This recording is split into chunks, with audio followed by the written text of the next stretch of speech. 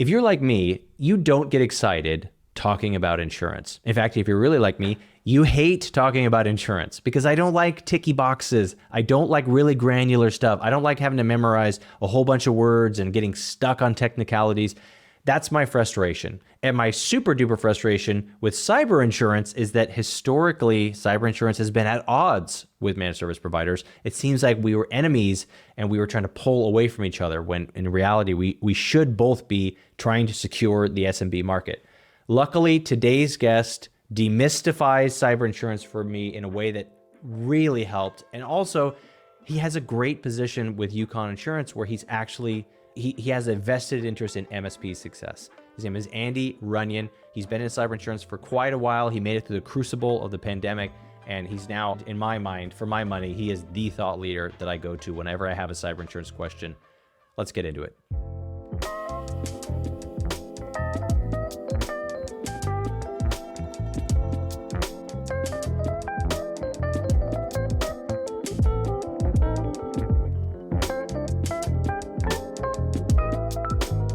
Andy Runyan, you're at the second company that you've worked at since I've met you, and I got you finally on the pod. Thanks for being here, man.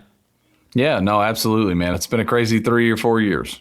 It has. You know what's funny is we did a course together for the real ones who are Feel Good members. Mm-hmm. Andy has a couple of courses that we put in for Feel Good MSP, and do you remember how I opened that course?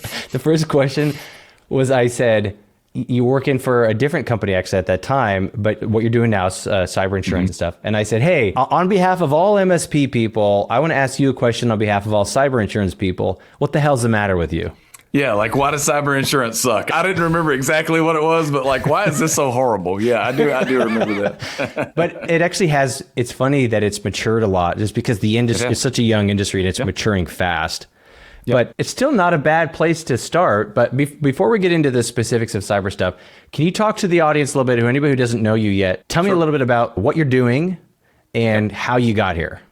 Yeah, no doubt. So Andy Runyan, I'm the Director of Cybersecurity Risk Solutions at UKON. And what UKON is, we'll start there. We are a cyber insurance and tech errors and omissions specialist wholesaler. So what that means is we don't do any other lines of insurance. We just do cyber and tech E&O.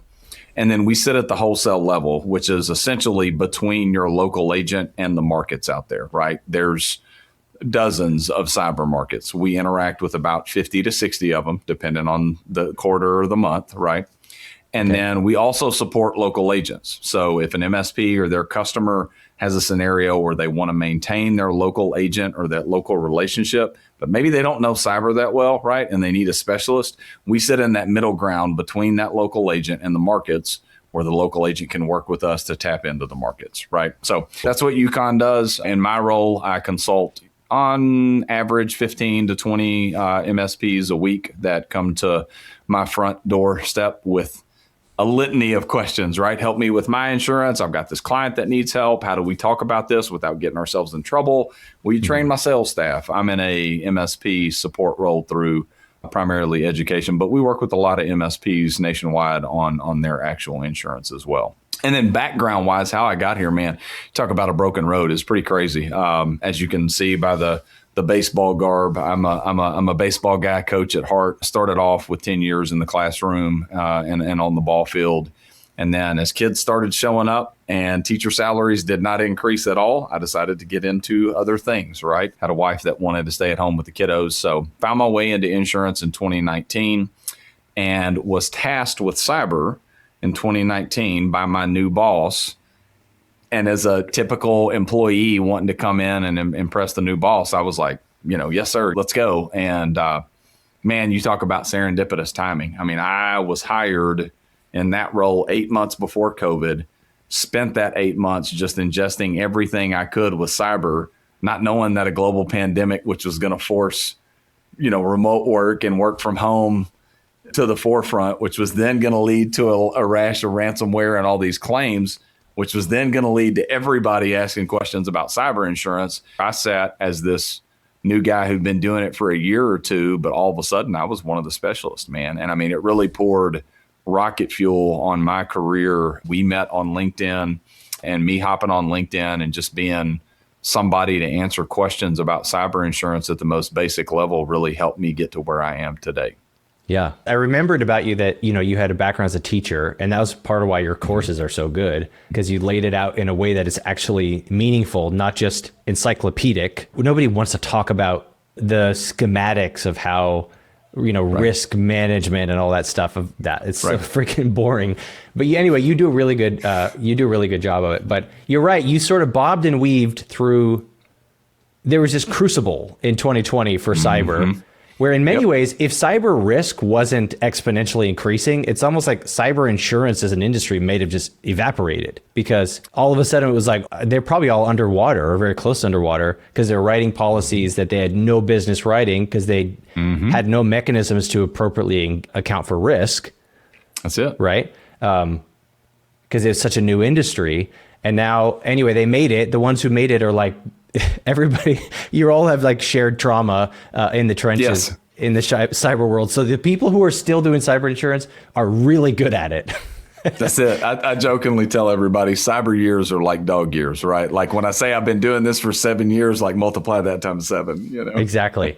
Yeah, man. So what I especially like though is your relationship with MSPs, which is obviously why you're here, because at the same thing we alluded to the first time we met, when I was selling managed services, I left my MSP in 2020, late 2020, but cyber insurance just felt like one more vendor who was looking to scapegoat the MSP. Sure. That's what felt for me. Yeah. Was one more person who did not actually have any desire to help me.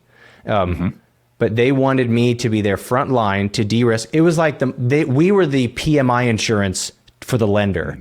It's like, how come the homeowner who is high risk has to pay to insure themselves, and the only person who benefits is the bank, but all it does is increase their monthly spend, which actually makes them even higher liability for default because now their monthly debt to income ratio is even higher.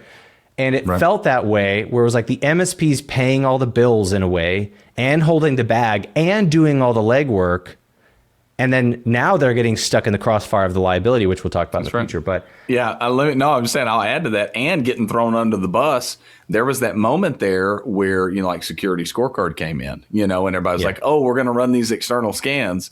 Now the MSP on top of that's getting thrown under the bus because the client gets a D- on security scorecard. And it's like, what the hell, guys? Y'all are supposed to do better than this, So I will tell you that from the onset of COVID through like early 2021 until the market really started correcting itself and the carriers figured out how to properly work with MSPs. And there was a lot of stuff that happened over that 2-year period. It was a little contentious in spots, Yeah. Yeah, it was tough. And rightfully so. I don't blame MSPs for that. That's not something that, it's like when people say baseball's boring. I'm like, man, I get it. You know what I'm saying? Sure. So yeah, that's when MSPs are like, oh, you damn cyber insurance guys. I'm like, okay, like sit on the couch and share with like what happened and let's work through it, because it was bad there for a while. Yeah, you've been like pastoring IT professionals for 3 years while they figure out like, hang on, but now I got to get this done. I guess let's talk though a little bit about that. The MSP is this weird. They're in this weird in between. They're middle management, if you will, at the risk level. And insurance providers' job is to make money. But they want to deliver a service, and their job is to help people buy covered losses when they need it. That's it. You also know that an insurance company they have full-time employees whose job is to figure out how to not pay things. That's right. Yeah. How do we keep the loss ratio good, right, and profitable? Right. Sure. Talk to me a little bit, I guess, about your relationship with the MSPs you work with, what that dynamic is like. You have such an interest in actually truly supporting them, but in some ways there's this paradoxical conflict of interests between an insurance agent and the insured. Sure. Well, it's one of the reasons that I work myself into wholesale. I'll be honest with you. Because I'm not at the carrier level, because I'm not in claims or an underwriter, like personally, these MSPs that I work for and their customers, I want their claims to get paid, right? Like my loss ratio as a wholesaler, we deal with 50 different carriers, right? I get to sit in a unique position to where if a carrier is not paying claims and they're not doing right by our insureds, we don't have to write that market anymore. As an educator who didn't cut my teeth in sales and didn't cut my teeth in insurance, I have very purposefully positioned myself into a market to where ethically I don't have to get into any of that. Nobody ever comes to me and says, "Hey, Andy, we're paying too many claims now, so you need to knock that crap off." Quite the contrary, right? I can scan the market, look at my MSPs, who are my folks that are easy to deal with, that have done a good job, right? That have good inclusive forms, that'll make sure that things are covered on both the E&O and the cyber side at their customer level, right? Who's gonna charge good premium, but then also handle things well on the back end. So you are 1,000% correct, right? And we did go through a period there where getting claims paid out was like pulling teeth. And here's why. There's a 2020 cyber insurance application. That's the whole thing. That's it. An oxygen business that was doing over $1 million in revenue. Not a question about MFA, not a question about backup, nothing about the endpoints. Like, what's your name, what's your revenue, what's your address? Yeah. To the people on audio only, it would take you longer to sign in at a trampoline park than it would than on that phone. That's great. Yeah. So anyway, think about what we're letting through the front door, right? Like at that point, that was in 2020, right? At that point, we're letting the worst of the worst through the front door. And not only are we writing their insurance, we're giving it to them at $1,000, $2,000 a year, right? So here's what happened, right? And this is where the claims issues came from. All of these claims came flooding in because we took in a ton, and I say we as in cyber insurance, not as UKON or Andy Runyan, right? Not Andy, right. But we as an industry took in a ton of crappy risk, a ton of claims were paid out. And I mean, to your point that insurance companies are there to make money, here's the deal. If they don't make money, they go insolvent, and people don't have insurance, right? Yeah. So when you are a healthy insurance company, whether it's home and auto, commercial lines, whatever, you want to run a loss ratio around 40 to 60%, meaning that for every dollar that you take in, you pay out 40 to 60 cents of claims, right? There's room in there for operating cost, overhead, marketing, all that fun stuff, and then still have some money left over at the end. During COVID, man, and the year after that, there were insurance companies that were operating at 110 to 120% loss ratios. Every dollar they were taking in a premium, they were paying out more than that in claims, right? Yeah. So we entered this period where they were choking on the water hose that was coming in claims. And yes, were claims denied that should have been taken in? Sure, there were, right? Did they adjust forms and deductibles and pricing and all that stuff? Yes. Now, that being said, it's a buyer-driven market, right? So people that did those things nefariously or unscrupulously, right? People started being directed away from those products. There were insurtechs like the CFCs and the coalitions and the AtBays and Cowbell and those guys that came along kind of after that wave that learned how to learn from the sins of the father, so to speak, of like the AIGs and the Beasleys and those guys like that. And man, in 2024, CFC paid 98% of their claims globally. 98, right? So that's a cyber market, right? One of the largest ones in the world that came out and said on record, hey, last year we paid 9.8 out of 10 claims submitted, right? So that seems like a lot. Yeah, it is. But here's the thing. Think about what they're taking in on the front end now, right? Sure, like right, we have gotten a lot better about who we let through the front door. Like you show up at the front door and you go, yeah, we don't want MFA. It's a pain in the ass, right? We back up whenever we back up and patch whenever we patch. And that MDR stuff, it's too expensive. It's like, okay, never mind. We don't want you. Yeah, you're not Whereas insured. Before it was like, yeah, come on, here's your premium, $2,000, Do you know how that premium payout percentage compares to like other big types of insurance? They were one of the few that, came out and just set up straight, like this is the percentage that we paid.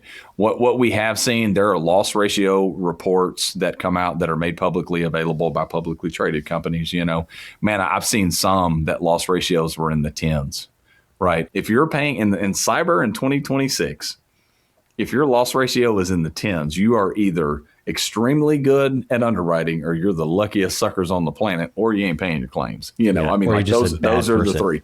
There is some information out there that you can look at on loss ratios and stuff like that. And that's part of the data that we take in when we suggest markets is like, hey, look, like, yeah, these guys offer the coverage, but crap, look at, they're making money hand over fist What does that So say how about their claims department? Yeah. How about this? If I'm an MSP and like UKON aside, without having to go read a bunch of white papers on loss ratios and historical payouts, how do I know who I'm supposed to partner with? Yeah. Is it the person with the best looking crew in the booth? Is it the person with the shiniest website? Like, how do I know who is actually a good partner? Now, and so let me make sure I'm answering this correctly. Are you saying like for the MSP's own insurance or for like their customers? I'm referring to for their customers, but I suppose it would probably be the same answer, right? If I'm an MSP and I want cyber insurance for my clients to make sure that if there's a claim, I don't get screwed, I don't get scapegoated, and the client doesn't leave me because A, I couldn't protect them, and B, the insurance I made them buy didn't pay out. Then, I mean, that relationship's over. So how do I know?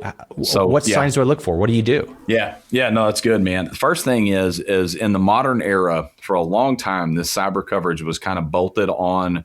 And we talked about this in the course, like it's either bolted on or it's like packaged with a business owner's policy or a package policy, right? Number one red flag is if that cyber coverage is kind of woven into a larger insurance policy, that's usually red flag number one, right? Today, as it stands in 2026, most good cyber is standalone, what we call monoline cyber that's outside of like a package or a BOP policy. It's not underneath my general liability. By the way, if you get hacked, we'll let that be a backdoor into your general liability pool or whatever. FYI, we'll sprinkle some cyber dust on this thing. And by the way, you got cyber. Feel good about it because it says cyber on this policy. The other things to look for are just in general the limits. Now, I will say this before we get into this realm here, right? MSPs need to be very, very careful about what would be licensed property and casualty advice, right? An MSP should never say, hey, customer, you need to buy this much, or you need to go with this market, or this is what this coverage means, right? They have professional liability insurance, right? That protects them for their professional acts. The minute that you start advising on insurance, you've now stepped into my realm and I have professional liability insurance, which is completely different, right? So there's a difference between advising on it. I just want to make this very clear because we do not ever want to add additional risk onto an MSP. There's a difference between having know-how around the industry and being able to look at something and go, man, I don't know if that passes the sniff test. You need to go talk to an agent, or going, actually, you guys have a Philadelphia policy. I think you should go with Coalition this cycle because that's where we don't want to go. To fully answer that question, the number one thing, man, is anything right now that is below $1 million is just painting with a broad brush is vastly inappropriate, right? So if I've got a customer that has a policy that's tacked onto a larger policy, particularly if that policy carries 25,000, 50,000, 100,000, even 500K, right? That customer is probably underinsured if you look at industry average losses, right? And then the third thing is what we call sublimits in the industry. And what I mean by that is like the policy says it carries $1 million, but I scroll down here and I get to what says contingent business interruption and it's 100K, and it's like, well, what the hell is contingent business interruption? And like, why is that 100,000 when I bought $1 million? Like those are the things to look for. Those sublimits and areas where the line item of the coverage doesn't match the aggregate limit of the coverage, that's usually something to peek into. Right. So, hey, you're insured if you get, like, we have a cyber insurance policy of $1 million, but if somebody clicks on a ransomware link, then it will only pay you $10,000 because, and that's an example of a sublimit, right? That's it. Yeah. I remember I had a hospital one time that carried 2 million. They needed 5, but they couldn't get 5 because of their controls. But because the hospital didn't have MFA in place, the insurer said, hey, here's your $2 million policy. By the way, if you get hit with ransomware, we're only going to pay $250K. That's where the importance of the MSP has really evolved over the years. And where if you look at that story by itself, it's actually, if the MSP knows what they're doing and they know how to document, and we've stepped into the new era of MSAs and documentation through IT glue and stuff like that, it actually creates a scenario where the MSP and the insurer can actually work together to go, nope, that was on you. You know what I'm saying? The customer or the insurer saying, hey, now that we know more about this and we know how to underwrite it, if you don't have MFA, if you don't have backups, if you don't have EDR, we're actually lowering your coverage here. And then the MSP can come in and say, thank you, Mr. Insurer, because I've told these guys for the last 3 QBRs that they need to up their security posture, and they've refused. And by the way, here's my documentation right here that says that I've proposed these things, and they signed right. Before cyber insurance, before we were doing anything about it, like 2017, 2018, I used as a sales method, for example, with the Windows 7 end of life. That happened whatever year that was, 2018-ish, I think. What I did was we'd say, hey, we got to get you on Windows 10. And they're like, the thing is, we love Windows 7. And everything works, and it's tied to my printer, and I don't touch the printer because we think it's haunted and if, whatever. So I would go, okay, cool. Here is a release of liability. Yep. There's this thing that says anything that breaks on that is not my problem. I'm going to bill you $250 an hour to fix it. And they go, whoa. I thought you were my IT company. I'm like, yeah, I am. This is me being a good IT company. That's what I'm doing here, bud. Yeah. So, and listen, we do the same thing in the insurance industry. Like before I was a cyber specialist, I was a generalist, right? And we would do GL and work comp and business auto and all the things. And the cyber stuff started hitting. And man, especially like in healthcare, I remember like one specifically, I had a mental health clinic and they had all the coverages. And we were like, hey guys, like you don't have cyber insurance. You need to buy cyber insurance. And they're like, get us a quote, $6,000. It's too expensive. And I went, okay, like sign off here. Andy presented it on February the 18th, whatever. And they were like, whoa. Now hold on. What are we doing here? And I'm like, guys, I'm telling you that this is an exposure that you have. You are telling me that you don't want to spend the $6,000 to protect $1 million of your business.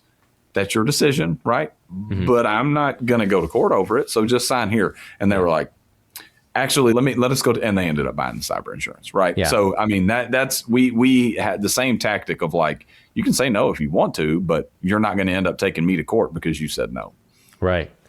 On this note, this is maybe an impossible question to ask you, but I just want to hear your thoughts on this because you are a stand-up guy. You've got a lot of integrity if you're not too bashful for a compliment. Yeah.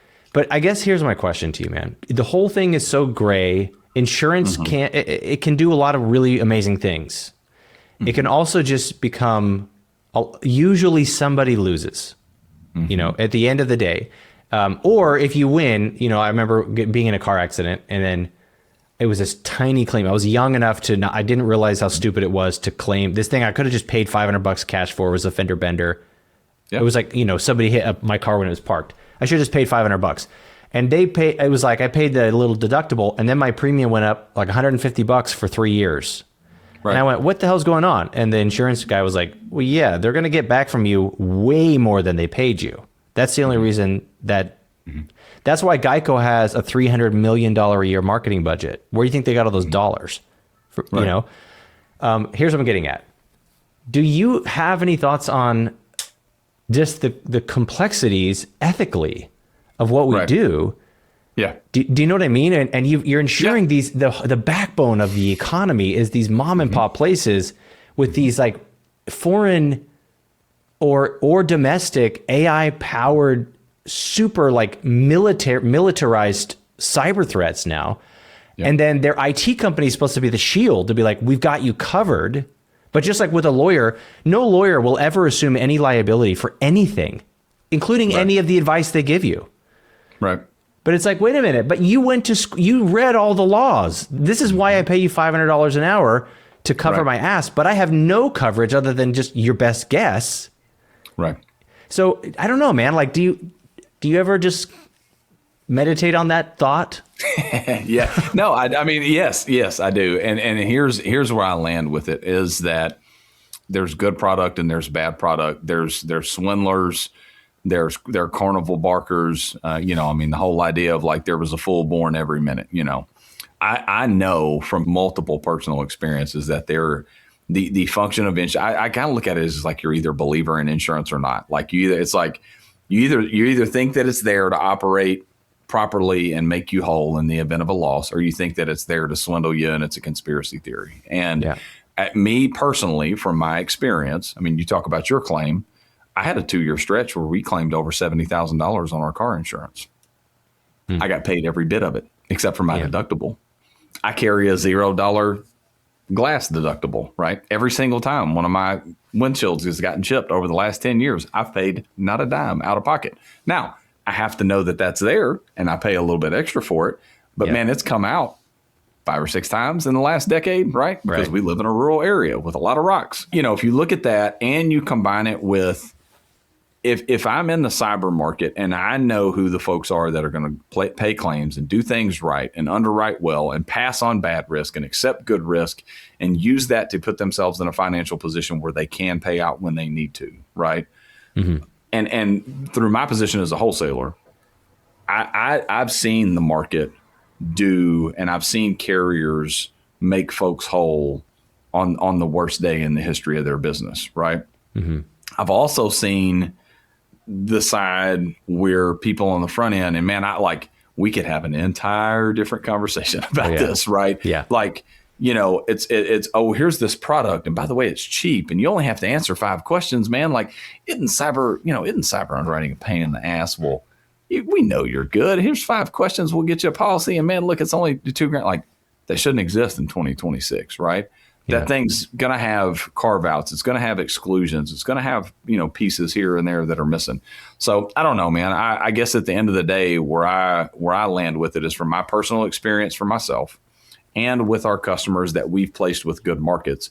I have seen insurance do the right thing far, far more than I've seen it go, I'm going to screw somebody here and just not pay out, right? Sure. I honestly, in my career, I have been involved in one scenario where there was a major denied claim, and it was pretty unscrupulous what was done by the carrier, and I never wrote another piece of business with them again. Right. It's a good answer. Obviously, a great answer. I think that it's probably not likely or not very often that, like villains in movies, they all think they're the good guy. They don't think they're the villain. Right? They just have a very specific lens that they look through the world. And a lot of times people are doing mental gymnastics to arrive at the conclusions that they do, where you can kind of rationalize what you need to. Well, and there are boogeymen out there in every industry, man. I mean, think about, like when I tell people all the time, one of the things I'm most proud of is our reputation on MSP Reddit. And I know that sounds stupid, but like MSP, listen, it will spread. If it's out there, it spreads like wildfire on MSP Reddit, good or bad, right? Yeah. And it creates these boogeymen in the channel, right? An example would be when that very first Travelers claim was denied. And listen, I'm not throwing Travelers under a bus. They're a great carrier. They've done a lot of good things since then. But they denied a claim based off of an MFA answer on an application. That spread like wildfire. And I mean, still to this day, I'm dealing with, well, if I fill the application out wrong, you better not lie on your application. Your claim is going to get denied. And it's like, yes, that has happened before, but like 100 to 1, the claims have been paid out, right? And so we just got to be really careful. And I mean, I think this is societally, man. I mean, this is something that we're really dealing with on a societal level right now, is because of the internet, because of Twitter, because of Facebook, because of whatever you want to say. We take this thing that in reality is minutia and we make it SOP. That's just truth about society. And it's like, man, we're really looking at something that happens 1 out of 1,000 times. Right. And because of how we interact as a society now, in my brain, I perceive it to be the norm. Right. And then we develop an expectation of that irrational output, which is why now like everybody's filming each other every time they go into Target and somebody says we're out of that. We go, oh yeah, tell me that again. I'm gonna ruin you. And so we have that on the insurance side. It's a really good point, man. But it's just nobody's out there writing a blog. I mean, there's nobody hopping on MSP Reddit going, you know what, dadgummit, freaking UKON guys, they paid 99% of their claims last year. I mean, like nobody's out there. And now the one time that something gets denied, I'm thinking about, there's a scenario right now where, and they got to leave the names out, to protect the innocent. There's a scenario right now where a business owner transferred money from his business to his personal account, right? And then he used that personal account to send money to an investment scheme, right? Well, guess what? You insured the entity. You didn't insure your personal banking account, right? Mm-hmm. Like insurance is not going to pay for that scenario. And I mean, like that literally in 3 years, that's the only thing that I can think of where insurance has gone, you know what, we're going to look into this and we may pay out something, but we're not paying out everything based on the limit. That's one scenario in 3 years. I've got dozens of other where they've said, yep, this is what we signed up for. Here's your payment. Mm-hmm. Well, then let's pivot a little bit into how MSPs can really take advantage of this whole topic to make sales.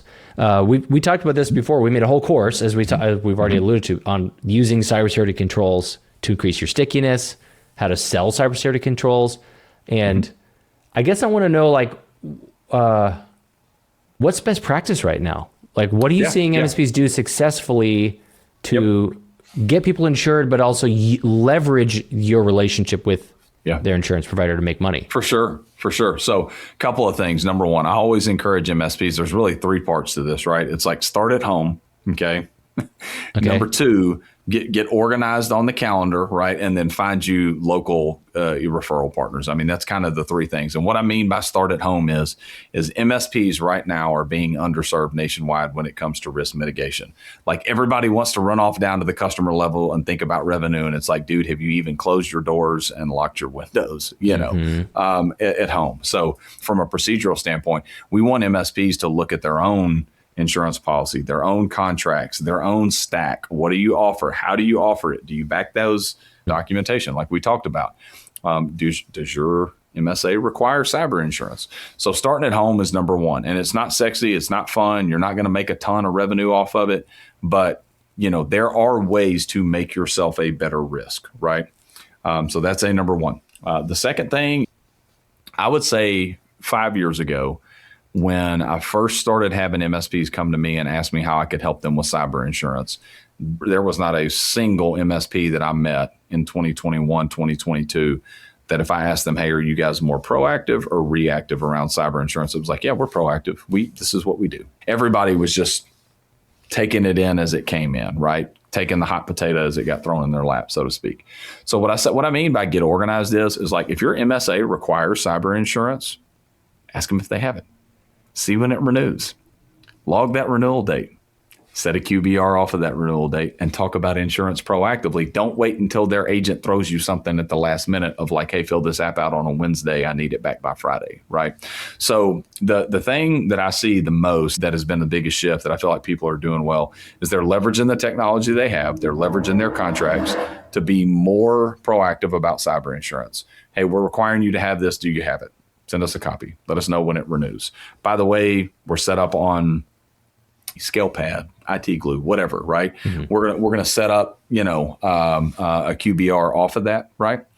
And they're becoming more proactive about the cyber insurance conversation, getting ahead of it instead of behind it. Because here's the thing: let's say cyber insurance, we've got a large healthcare entity that previously hasn't had MDR, right? And cyber insurance goes, hey, your rate's going up this year if you don't put MDR on.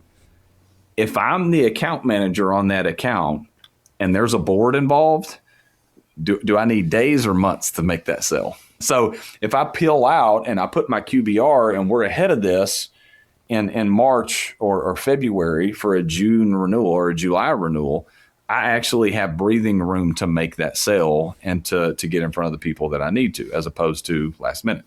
So that's what I mean by get organized. And then the last thing, when I say make good referral relationships, in my background, I had MSPs when I was a local agent that knew that I knew cyber. They would carry me into their QBRs to talk cyber insurance. That's where we got, right? Hey, I'm not the specialist. This guy's the specialist. And then I would reciprocate in the same way, right? If I had that hospital that didn't have MFA and needed an IR plan and didn't have, MDR, I would bring that MSP into the boardroom and I'd be like, guys, here's why your premium's high. Here's why I can't get you $5 million. And by the way, talk to Jim. So that's kind of the 3 things is like, start it in your own house, clean the kitchen before you cook from others, get organized around this thing, be proactive about it. Don't be passive reactive. You're going to be behind the 8 ball. And then find you good people to support, in your local market that you can pull in with you, if not physically, at least digitally onto those calls. This is huge. I want to start with a third one and move backwards because what I'm seeing for the MSPs that we work with is that insurance providers are like the number one referral source right now. They're not equipped to get people insured. And by the way, they can't write the policy, or they could write a bigger policy for a more secure or a more insurable company, which is why it's a really good mutually beneficial partnership. Yep. Is there any, this is such a dumb question, but what's this thing? Well, here's what I'm thinking about. Like when I meet with my financial advisor, he's allowed to recommend stocks or something, but he's not allowed to recommend a tax professional. Like there's all these specific requirements in his regulations, but aren't there like, don't you have to have some sort of a certification to be able to even give some of that insurance advice? Yeah. So you have to be property and casualty licensed, right? So for MSPs, if there's nobody that's PNC licensed within the MSP, kind of goes back to my earlier comment around like, you don't need to say like, this is the market, or anything like that. What you can say, and what is totally okay, and I've heard this from, the Eric Tildes of the world on stage, right, is, hey, we want you to have insurance. Our insurance is not your insurance. Well, hey, guys, like, would you look at this? Like, I'm not real sure about this. And that MSP go, you know what? I'm not a licensed professional, so I can't advise you on that, but you need to go talk to whoever, right? You need to go talk to your local agent. Now, where the rub is, and I'll just be 100% honest here, where the rub is a lot of times those local generalists maybe don't know cyber as well. And that's where somebody like UKON or a specialist can come in and provide that specialty advice to the local agent. Sometimes it's hard for the generalist to really talk cyber. But man, if you're an MSP and you're working in a geography and you can find you a local agent in that geography that speaks cyber well and has good market access, dude, you're cooking with gas at that. Yeah. Oh my God. Yeah. And it's perfect. You could kick them business. They kick you business. It's a really good alignment.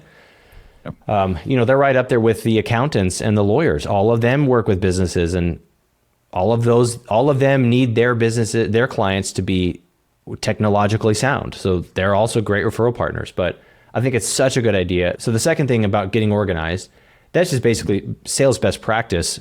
Hey, you should be keeping track of, licenses. You're tracking life cycles of their hardware. You're tracking all sorts of stuff. So you're just saying, understand their coverage, document it well, and track its renewal Just date. know when it's coming up. Yeah, know when it's coming up, right? And that's, what we see nationwide is MSPs that don't know when that renewal date's coming up, and they don't proactively ask, hey, do we have an app? What's going on around this renewal? What has happened over and over again, it's probably the number one complaint that I hear from MSPs is that local agents that aren't confident with cyber, if you're not confident in something, what do? You procrastinate, you wait, right? Yeah. So they'll wait until the last minute. They'll send over an application. Hey guys, this renews on Monday. Like, shoot me this app by Friday. And then it gets tossed over to the MSP last minute, right? While they're in the middle of all kinds of other fires. We hear that pretty regularly. So if I know at least, and again, this is kind of where that line is. Contractually requiring a client to have cyber, nothing wrong with that. Knowing when that policy renews, right? Nothing wrong with that. Setting up a QBR to say, hey, what's going on? Can we meet your agent? How, like, we're gonna have to work. Nothing wrong with any of that stuff, right? It's just the line is like, hey, send it to me and let's spend 30 minutes of me breaking down this policy with you and telling you where it's, let me run it through AI and tell you what's bad and good about your policy. Like MSPs do unless you have a licensed person on staff, do not do that, right? I actually had an MSP tell me that they were taking in policies, running them through AI, and then kicking them back with a breakdown to, their customers. And I was like, guys, you better go get your license if you're going to keep doing it. Because let's be explicit. Here's the risk you're taking. If that person then has a cyber liability event, goes to make a claim, the claim is denied, they are allowed to sue you for probably the damages, plus there's probably a multiple of damages, as well as negligence. And there's nothing you can do to protect yourself because you just gave advice you were not licensed to give in an ignorant way. I mean, am I being dramatic? No, that's the cataclysmic, right? That's the worst case scenario. But like one of the things that we talk about regularly with MSPs is like This is what I do with my buddies about duck hunting. When I tell them why I'll never go duck hunting, because I'm like, I'm going to give you some facts. You tell me where I'm wrong here, right? But I do this with my MSPs pretty regularly. Okay, you've got a client. They're 50 million in revenue, not crazy high, right? They don't have cyber insurance. They go down. They're down for 5 days and they can't get back up because, let's go back to the stack now, they didn't have an IR plan in place. They didn't deploy backups right. They didn't have MFA in place, all this good stuff. So the blast radius is growing. Now they go to their lawyer and they say, hey, man, I'm bleeding money and it looks like we're going to be down for multiple weeks here. Go sue my insurance company because I made a claim, and they're saying that they're going to deny this claim. And the lawyer gets the insurance policy and goes, guys, you don't have cyber insurance. I'm not suing for this because I'll lose. Absolutely not. We're setting this aside. Now, hold on. While we're talking about suing people, did you sign anything? Your MSP should have stopped this from happening, right? That's what they're there for. Did you sign anything that limited your liability or said that you would buy this insurance? And they go, no, man, we've been with those guys for 10 years. They're buddies of mine from college. No, we didn't sign anything with them. They didn't make us sign a contract. Guess what, guys? That's how an E&O claim happens. That's how you end up getting sued, right? That's how you go to court. So, if you think about the backflow of that, right, that scenario is extremely possible. It's happened, right? You don't mitigate that by jumping in and giving insurance advice. You're actually opening yourself up to more liability in that scenario. The way you do it is you buy good insurance, you lock down your contracts, you have a set stack, right? Or you have a solid offering that's backed up by additional documentation, right? And then you make sure those clients have insurance. And if they don't have insurance, instead of you hopping into that conversation, you partner with an insurance professional that you can offload that liability to and say, hey, this guy's licensed. Right. Piece of cake. Not complex at all, right? Here's the thing, man, is I've been talking about this a lot. The big, it's finally in the zeitgeist, I'd say. The trend for MSPs is to go from selling from the server room to selling in the boardroom and becoming a true strategic advisor. Here's the double-edged sword of calling yourself a strategic advisor. You have to actually add value to your client's organization. That's it. You have to be worth $250 a seat in order to charge $250 a seat, and not just because you look in the mirror and you love yourself. That's not enough reason to charge them a lot of money. So you got to be competent. At this point, the MSP, you've got to at least have a solid head on your shoulders with this stuff. But let me tell you, Andy, that's where I personally get intimidated. Filling out forms is probably one of my least favorite activities of regular life activities in the world. Mm-hmm. Yep. I am so intimidated by checking the wrong box because my ADHD it makes me great in some areas. Right. And it's I'm truly a risk to somebody if I'm the one who has to check the right boxes. So I get so intimidated as an MSP if I'm selling managed services and I just want to have a cover my ass insurance, just bring in the insurance guy all the time and be like, whatever he said, whatever he said, whatever he said. What advice would you give to the MSP who's essentially intimidated by what we're discussing? They're trying to revere the gravity. They've got to they revere the gravity of what we're talking about, but they don't really know how to burden that responsibility. Yeah, no, that's a great question, man. And I think this isn't discussed enough because I see both ends of this, right? You've got the MSP that I mentioned earlier that's like, man, send me your insurance and I'll run it through AI. And they're diving into it headlong and we're sitting there pulling the reins going, whoa there, cowboy. I don't know about that. And then you have other MSPs, I have heard this directly to my face before, where an MSP goes, insurance is not my responsibility. We don't talk to them about it at all. I'm not going to fill out an application for them. We're not signing off on anything. We're not going to ask them, if they have it, we're not going to require it because they're just scared to death of it. Right. Yeah. And it goes kind of back to, what we were talking about earlier about larger societal problems, right? Which is the reality has to live somewhere in between, right? The complete polarization of man, I'm just going to run down there and this is going to be my thing. It's dude, that's way, way too cowboyish, right? Yeah. Sticking your head in the sand on this, you're going to lose business because somebody's going to figure it out, right? So what I would say, to that person is listen, the PNC exam is it's not tough, right? There are a lot of stupid insurance agents out there. If you're really worried about it, go pay somebody to get the license, right? Have somebody come on staff and become a licensed PNC agent to where you can give cyber insurance advice. It's not like it's this huge undertaking to get there, right?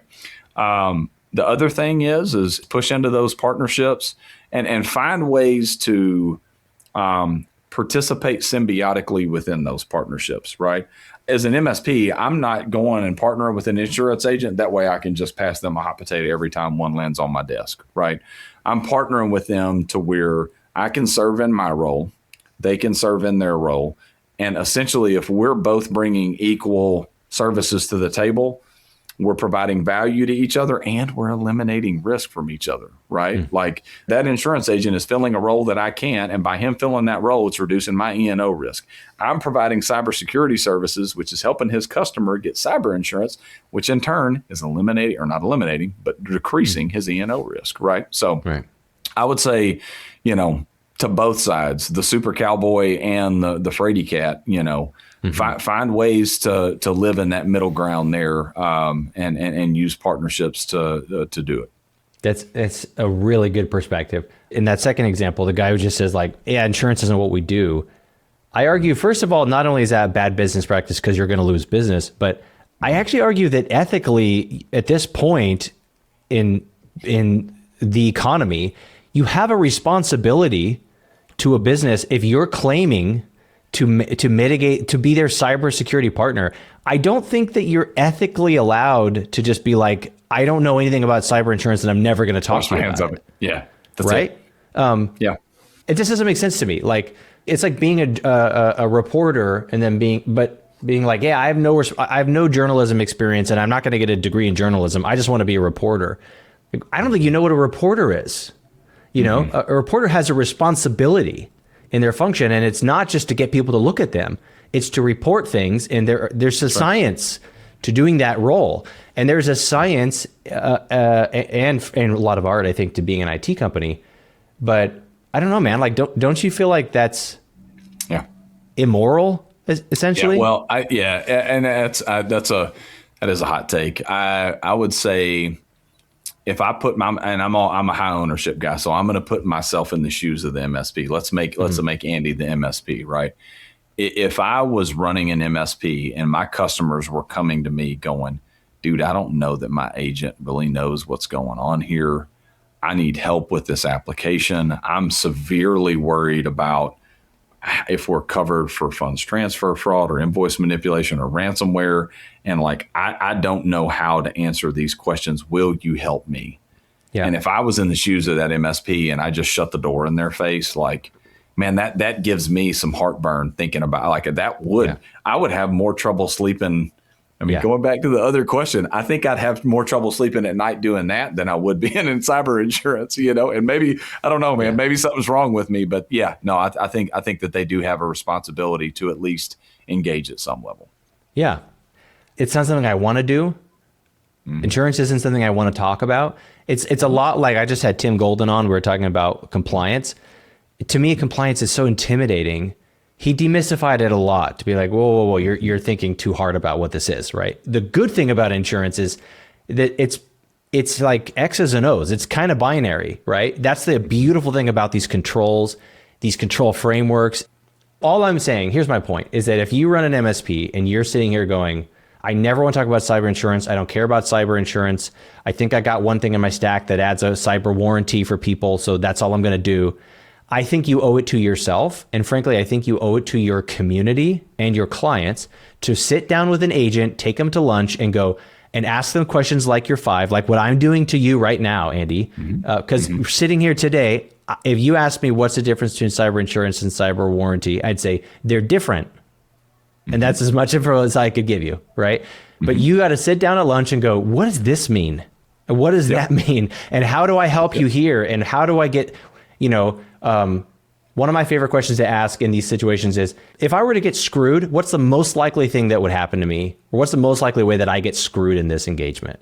And they go, well, this is the main mistake most people make, but you're asking it in this human way where they're looking at you like a real person.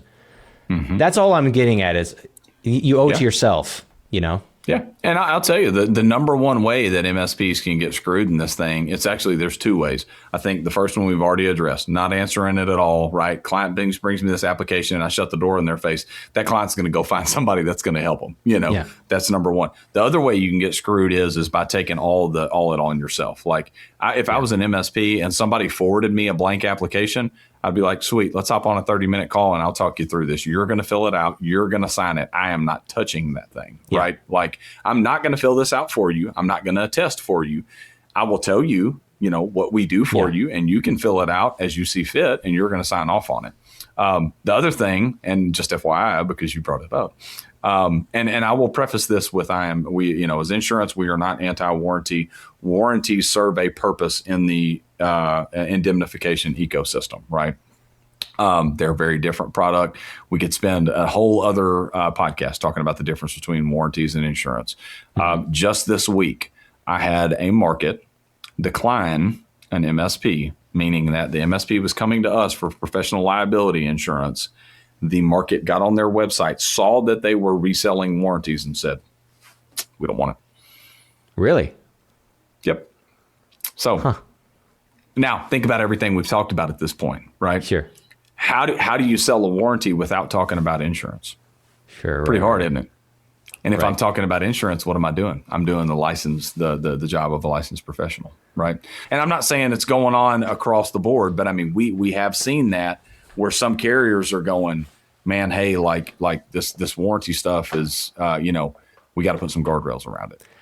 Yeah, it's just more reason why, like, we all need an Andy in our lives. Like, you just need somebody who knows what the hell they're talking about. And the salesperson to me is allergic to controls and all of these things that make it harder to sell stuff and harder to explain things. And it makes it so that what you can offer is less, it becomes ambiguous or contextualized, or prefaced or caveated. And it makes it, the sales guy in me wants to be like, if this happens, we'll give you that, sign here. But that's not the world of insurance. And frankly, I think ransomware, cybersecurity as a whole, it's just become a much more nuanced, Are we above reproach here? We definitely have given a lot of amazing value. I don't want to get into the weeds if this would be too boring, but do you feel like there's any like hyper tactical things that you've seen MSPs do to maybe even to just like advice for how to sell controls or advice for like what, along those lines when you want to get somebody insured, they're not yet insurable or stuff like that? So first of all, knowing what the baseline requirements for cyber or insurance are and just aligning that with your stack, right? Like, again, there's no condemnation here. I'm not picking on any vendors, you know what I'm saying? So I'll try to leave names out of this, right?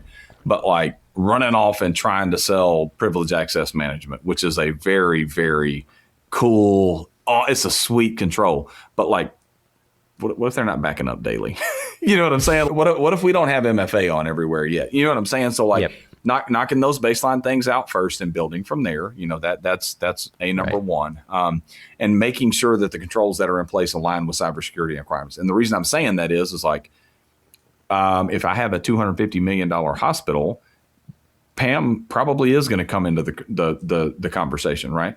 It's not for a $750,000 florist that just wants to protect their transactions, right? And then the other thing is there is so much green grass out there around incident response planning, man. Like, I mean, if we go down the rabbit hole of like, let's throw out templates downloaded, let's throw out ChatGPT, right? And let's say, do you have a offline, customized, accompanied with a pen test and a tabletop exercise incident response plan that addresses your risk specifically, and it differentiates between a ransomware event, a third-party vendor outage, and funds missing? What do you say, SMBs? How many of you guys can say a full-throated yes to all that? It is less than 5%. And like, to me, again, you hit the nail on the head when you're talking about, being the trusted advisor, right?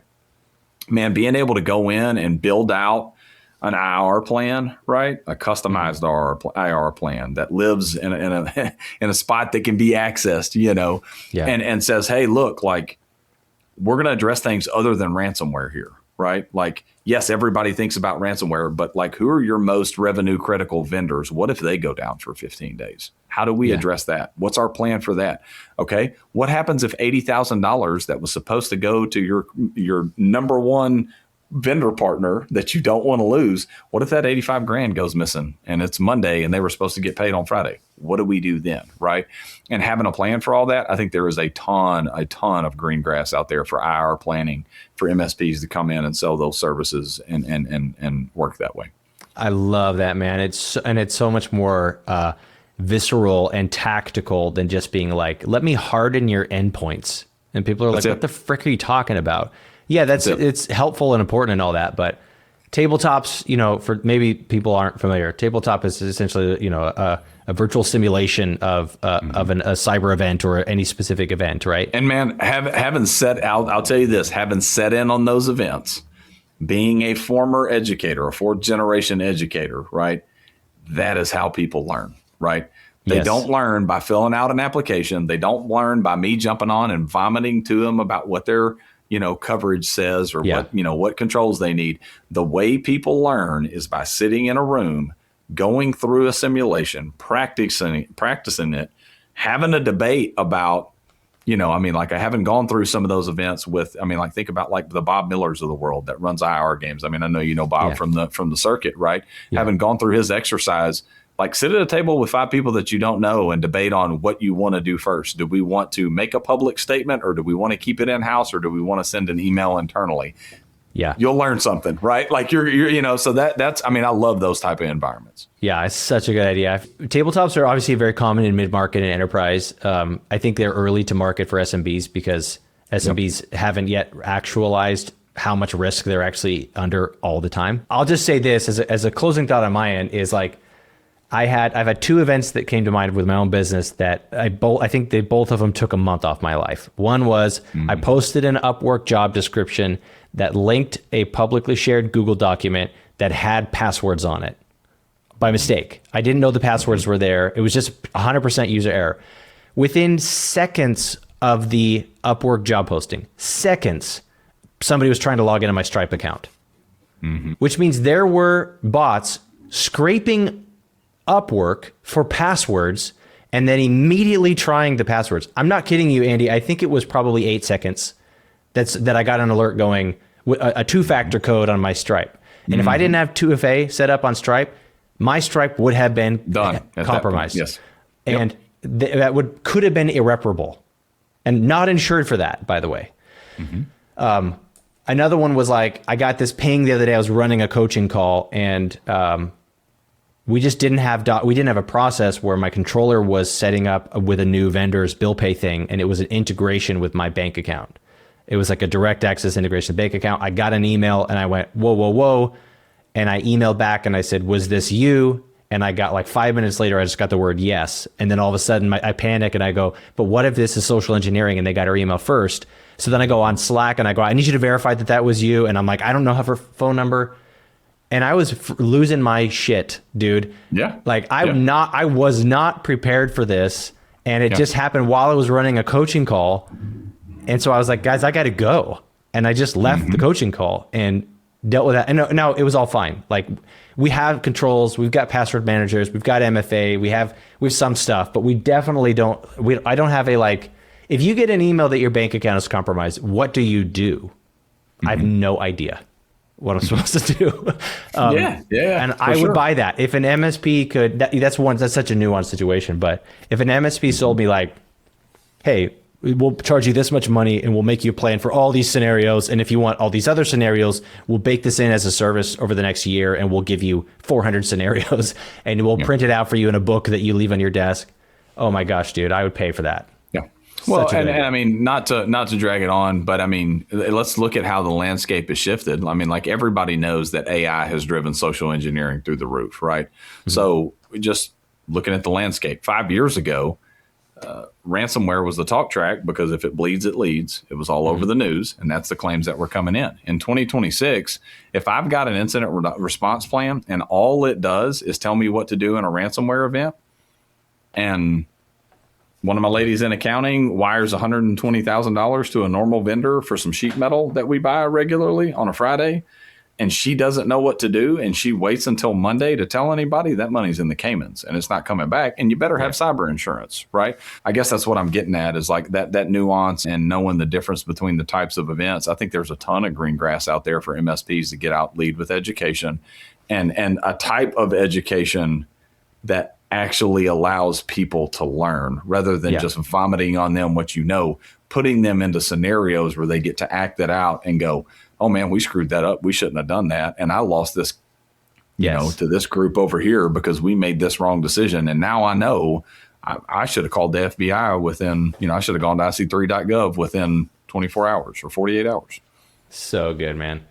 Andy, I've kept you way longer than I said I was going to. But, good, man. You've just been so great. If people want to learn more about you, connect with you, learn what you do, what's the best way for them to get a hold of you? Yeah, LinkedIn's probably the easiest thing. It's Runyan with an A, Runyan. And my email address is andy.runyan@ukon.com. You can shoot me an email. Obviously, that website, you can learn more about the group. But no worries on the time, man. It's easy to get a Southerner, especially a Southern former coach, to talk over time. It's not a hard thing for me. Well, good. Yeah, this has been I just super appreciate what you do again. I think you really are a boon for the channel, that you've actually got MSP's best interest at heart, but you've got chops on the insurance side of it too. So what you guys are doing is great. I'll put those links in the show notes, and yeah, man, we'll talk to you again soon.